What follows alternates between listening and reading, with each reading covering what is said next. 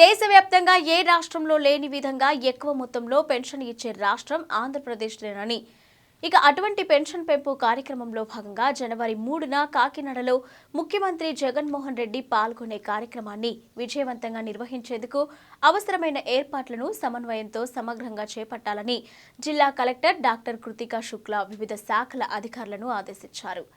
Kakinada collector కార్యాలయంలో వివేకానంద సమావేశ మందిరంలో జిల్లా కలెక్టర్ అధ్యక్షతన 3న వైఎస్ఆర్ పెన్షన్ పెంపు కానుక పెంపు కార్యక్రమంలో పాల్గొనేందుకు విచ్చేస్తున్న రాష్ట్ర ముఖ్యమంత్రి పర్యటనకు చేపట్టవలసిన చర్యలపై ప్రజా ప్రతినిధులు వివిధ శాఖల అధికారులతో ప్రత్యేక సమావేశం నిర్వహించారు.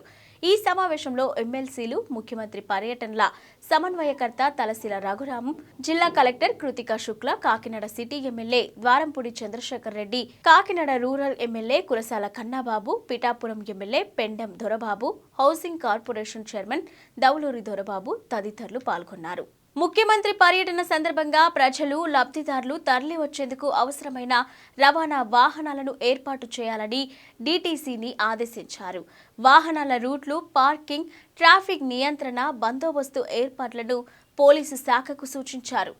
ముఖ్యమంత్రి పర్యటనలో రోడ్ షో, బహిరంగ సభల వద్ద పటిష్టమైన బారికేడింగ్ ఏర్పాటుకు రోడ్ల భవనాల ఎస్సీని ఆదేశించారు.